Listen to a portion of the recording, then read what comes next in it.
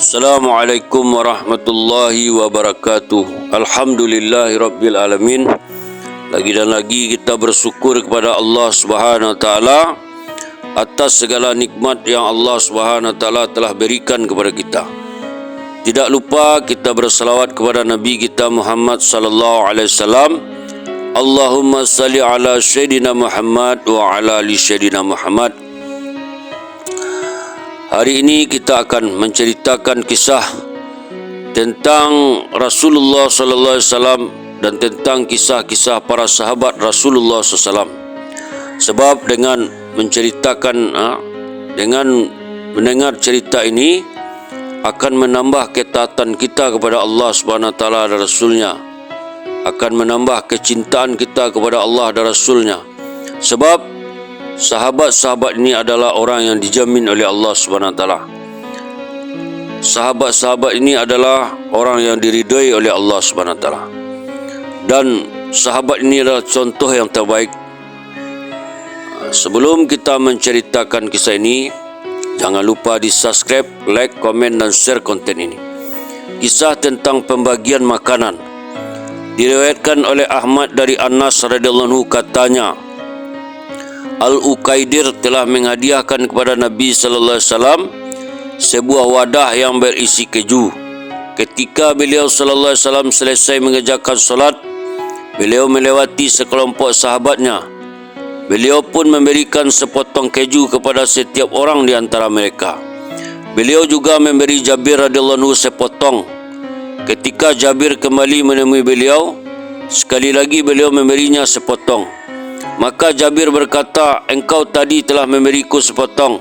Sabda beliau, yang ini untuk putri-putri Abdullah, yaitu saudara-saudara perempuan Jabir. Demikian tercantum dalam kitab Jami'ul Fawaid. Al-Haisami berkata, dalam sanadnya terdapat Ali bin Zaid, sedang dalam dirinya terdapat kelemahan. Meski begitu hadisnya adalah Hasan. Dalam Ibnu Jarir dari Al-Hasan radhiyallahu anhu berkata, suatu ketika Uqaidir dari Dumatul Jandal telah menghadiahkan kepada Rasulullah SAW satu kendi berisi keju sebagaimana yang kalian lihat. Sedang pada hari itu Rasulullah SAW dan keluarganya demi Allah tengah membutuhkan keju itu. Selesai solat, Rasulullah SAW menyuruh seseorang membawa kendi itu untuk membagi-bagikannya kepada beberapa orang sahabat, sehingga ada seorang sahabat memasukkan tangannya ke dalam kendi itu, mengeluarkannya lalu memakannya. Utusan itu pun datang kepada Khalid bin Al-Walid radhiyallahu anhu. Khalid pun memasukkan tangannya seraya berkata, wahai Rasulullah, orang-orang hanya mengambil satu iris, sedangkan aku mengambil dua iris.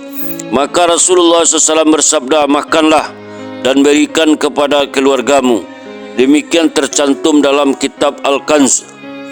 Diriwayatkan oleh Bukhari dari Abu Hurairah radhiyallahu anhu katanya, pada suatu hari Nabi sallallahu alaihi wasallam membagi-bagikan buah kurma di tengah para sahabatnya.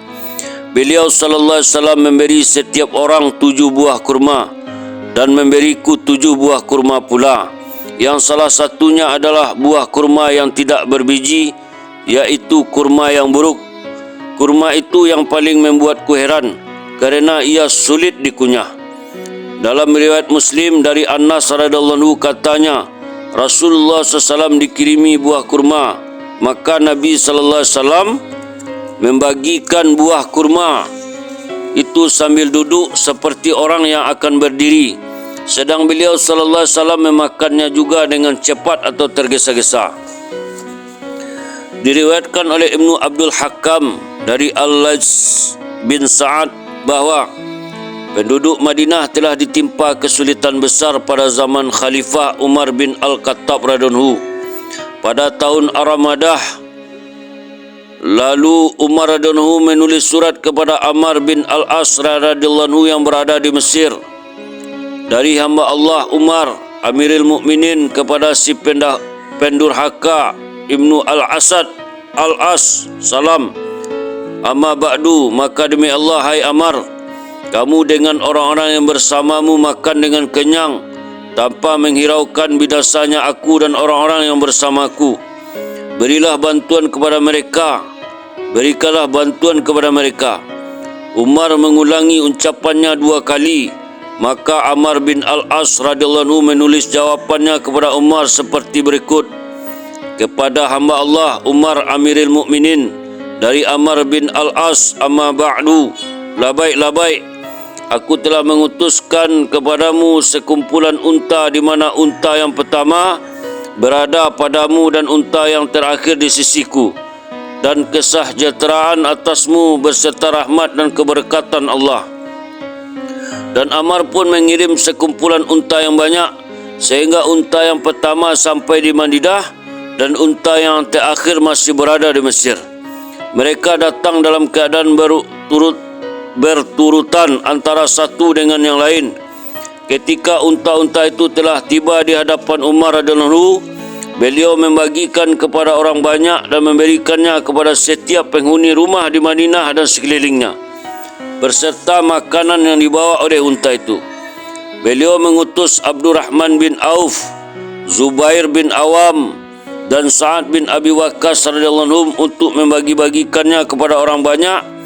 Ketiganya menyerahkan seekor unta kepada setiap penghuni rumah beserta makanan yang dibawanya, agar mereka bisa memakannya dan menyembelih unta itu, memakan dagingnya, menjadikan lemaknya sebagai lauk, membuat kulitnya sebagai sepatu, dan memanfaatkan karung-karung yang belum berisi makanan.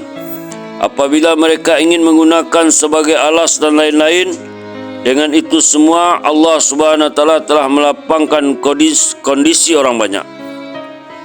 Lalu dia menceritakan hadis tersebut dengan panjang lebar sampai pada kisah digalinya sungai kecil yang sumbernya mengambil dari sungai Nil hingga ke Al-Qulzum guna membawa makanan ke Madinah dan Makkah. Demikian tercantum dalam kitab Al-Muntakhab.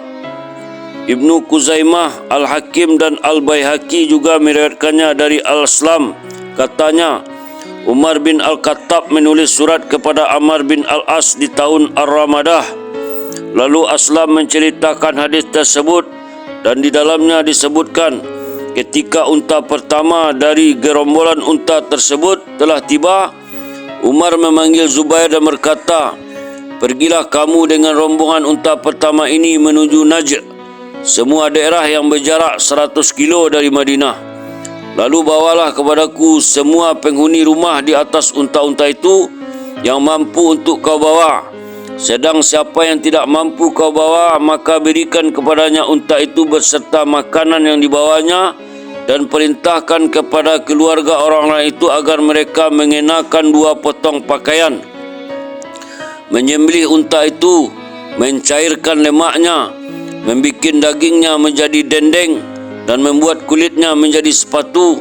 Kemudian hendaknya mereka mengambil sedikit dendeng, sedikit lemak dan secauk tepung halus, lalu memasaknya dan memakannya hingga Allah mengaruniakan rezeki yang lain kepada mereka." Tetapi Zubair enggan untuk berangkat. Oleh kerana itu Umar radhiyallahu anhu berkata kepadanya, "Kamu tidak akan mendapat peluang mengerjakan amal seperti ini hingga kamu meninggalkan dunia ini." Kemudian beliau memanggil sahabat yang lain. Aku sangka dia adalah Talhah radhiyallahu anhu, namun Talhah juga enggan menerima tugas itu. Kemudian beliau memanggil Abu Ubaidah bin Al-Jarrah radhiyallahu anhu, maka Abu Ubaidah berangkat untuk melaksanakan perintah itu. Diceritakan dalam hadis itu bagaimana Umar radhiyallahu anhu memberikan uang sebanyak 1000 dinar kepada Abu Ubaidah. Pada mulanya ia menolak untuk menerima uang itu, tetapi akhirnya menerimanya setelah Umar berkata sesuatu kepadanya, sebagaimana tersebut dalam Al-Muntakhab, dan hadis ini akan disebutkan lagi di depan. Telah berlalu juga kisah pembagian makanan oleh beliau sallallahu alaihi wasallam di kalangan orang Ansar dan Bani Zafar dalam bab memuliakan orang-orang Ansar dan melayani mereka. Itulah kisah tentang Rasulullah sallallahu alaihi wasallam dan para sahabat memberi makan. Semoga menjadi pelajaran yang berharga bagi kita, bagaimana kita niat mengamalkan dan menyampaikan. Kita tutup dengan doa, subhanallah wa bihamdihi, subhanallah wa bihamdika, asyhadu an la ilaha illa anta, astaghfiruka wa atubu ilaik. Assalamualaikum warahmatullahi wabarakatuh.